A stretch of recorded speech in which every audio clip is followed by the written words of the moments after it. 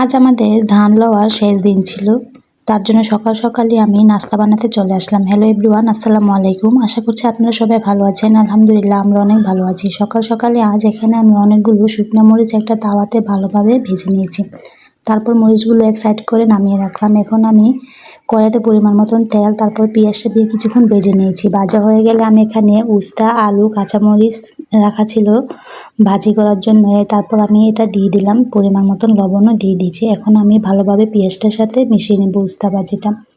দেখতে দেখতে আমার কিন্তু উস্তা ভাজিটা রান্না করা হয়ে গেছে। উস্তা ভাজিটা বেশি নাড়াচাড়া করলে কিন্তু তিতা হয়ে যায়, এই জন্য আমি বেশি নাড়াচাড়া করিনি। ভালোভাবে আস্তে আস্তে করে জাল দিয়ে আমি উস্তা ভাজিটা করে নিয়েছি। দেখুন উস্তা ভাজিটা দেখতে কি সুন্দর দেখাচ্ছে, আর খেতেও কিন্তু অনেক মজা হয়েছিল, বেশি একটা তিতে হয়নি। আমার কাছে তো অনেক ভালো লেগেছে খেয়ে। উস্তাটা রান্না করার পর আমি এখানে আলুর ভর্তাটাও বানিয়ে নেব। তার জন্য প্রথমে আমি অনেকগুলো আলু সিদ্ধ করে নিয়েছি। আলুটা সিদ্ধ করা হয়ে গেলে আমি লবণ, শুকনো মরিচ দিয়ে ভালোভাবে মেখে এক সাইড করে রেখে দিয়েছি।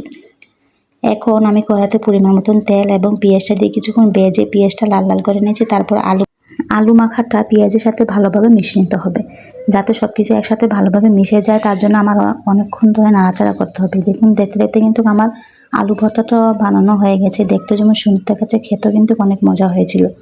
অনেক ঝাল ঝাল ছিল, অনেক অনেক মজার হয়েছিল খেতে। আমার কাছে তো অনেক ভালো লেগেছে আলু ভর্তাটা খেতে। তারপর আমরা সবাই একসাথে বসে সকালের নাস্তাটা খেয়ে নিয়েছি এবং দুপুরে রান্নার জন্য কি কি রান্না করব তাও কাটাকুটা করে নিয়েছি। আজ দুপুরে মুরগির মাংস রান্না করব আলু দিয়ে, তার সাথে পুঁইশাক দিয়ে, মাছের মাথা দিয়ে রান্না করব। তার জন্য প্রথমে আমি এখানে মুরগিটা কাটাকুটা করে ধুয়ে পরিষ্কার করে এখানে হলুদ, মরিচ, লবণ মেখে আমি গরম তেলে ভালোভাবে ভেজে এক সাইড করে রেখে দিয়েছি। এখন তরকারিটা বসাতে হবে। তার জন্য কড়াইতে পরিমাণ মতন তেল, তারপর অনেকগুলো পেঁয়াজ কুচি এবং এলাচি, দারচিনি, তেজপাতা দিয়ে ভালোভাবে পেঁয়াজটা অনেকক্ষণ ভেজে নিয়েছি। পেঁয়াজটা ভাজা হয়ে গেলে আমি এখানে অনেকগুলো আদা রসুনের পেস্ট দিয়ে দেবো। আদা রসুনের পেস্টটা দেওয়ার পর ভালোভাবে অনেকক্ষণ ভেজে নিতে হবে, যাতে আদা রসুনের কোনো গন্ধ না থাকে। আদা রসুনের পেস্টটা দেওয়ার পর ভালোভাবে ভাজা হয়ে গেলে আমি কিছু পরিমাণ পানি দেব। এখন সব ধরনের গুঁড়া মশলাগুলো দিয়ে দেবো। হলুদের গুঁড়ো, মরিচের গুঁড়ো, মাংসের মশলা, ধনিয়ার গুঁড়ো, লবণ সব কিছু একসাথে দিয়ে ভালোভাবে মশলাটা অনেকক্ষণ কষিয়ে নিতে হবে। মশলাটা কষানো হয়ে গেলে তারপর আমি এখানে মাংস ভাজাগুলো এবং আলুটা একসাথে দিয়ে দেবো। আলুটা দেওয়ার কারণ হলো মাংসটা তো ভাজা ছিল, কিন্তু আলুটা তো ভাজা ছিল না। এই জন্য মাংসের সাথে আমি আলুটা দিয়ে ভালোভাবে অনেকক্ষণ কষিয়ে নেব, যাতে আলুটা সিদ্ধ হয়ে যায়। তার জন্য কিছু পরিমাণ পানি দিব এখন মাংসটা কষিয়ে নেওয়ার জন্য। দেখতে দেখতে আমার মাংস, আলু ভালোভাবে কিন্তু অনেকক্ষণ কষিয়ে নিয়েছি। মাংস, আলু এবং দুটোটাই ভালোভাবে অনেকক্ষণ কষানোর পর সিদ্ধ হয়ে গেছে। তারপর আমি এখানে কিছু পরিমাণ পানি দিয়ে দেবো। পানিটা ভালোভাবে অনেকক্ষণ জাল করে নিতে হবে, যাতে ঝোলটা একটু কমে আসে। তারপর আমি কিছু জিরার গুঁড়ো দিয়ে মাংস তরকারিটা নামিয়ে নেব। আমাদের কাছে তো মাংস তরকারি খেতে ভালো লাগে। আবির, তাসপির ওরাও মাংস তরকারি অনেক পছন্দ করে। ওদেরকে যদি আমি ডেইলি মাংস তরকারি রান্না করে দিই, ওরা অনেক পছন্দ করে মাংস তরকারি দিয়ে ভাত খেয়ে নেয়। তারপর দেখতে দেখতে আমার মাংস তরকারিটা রান্না করা হয়ে গেল। দেখুন দেখতে কি সুন্দর দেখাচ্ছে, খেতেও অনেক মজার হয়েছিল। কালারটা দেখুন, মাশাআল্লাহ, দেখতে কিন্তু অনেক সুন্দর দেখাচ্ছে। তারপর আমি শোল মাছের মাথা দিয়ে পুঁই শাক রান্না করব। তার জন্য প্রথমে আমি কড়াইতে পরিমাণ মতন তেল, তারপর পেঁয়াজটা দিয়ে কিছুক্ষণ ভেজে নিয়েছি। ভাজা হয়ে গেলে এখানে আমি আদা রসুনের পেস্ট দিয়ে অনেকক্ষণ ভেজে নিতে হবে, যাতে আদা রসুনের কোনো গন্ধ না থাকে। আদা রসুনের গন্ধ থাকলে কিন্তু তরকারি খেতে ভালো লাগে না, এই জন্য অনেকক্ষণ ভেজে নিয়েছি। তারপর কিছু পরিমাণ পানি দেব।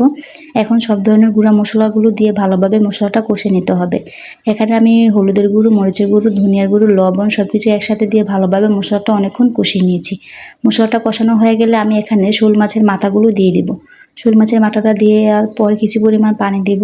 তারপর পুঁইশাকের ডাঁটাটাও দিয়ে দিব, যাতে সিদ্ধ হয়ে যায় ভালোভাবে। এখন আমি মাছের মাথা এবং পুঁইশাকের ডাঁটা ভালোভাবে অনেকক্ষণ কষিয়ে নেব, এবং যাতে সিদ্ধ হয়ে যায় ততক্ষণ আমাকে কষিয়ে নিতে হবে। দেখতে দেখতে আমার পুঁইশাকের ডাঁটা এবং মাছের মাথা ভালোভাবে সিদ্ধ করা হয়ে গেছে। তারপর আমি এখানে পুঁইশাকটা দিয়ে দেব।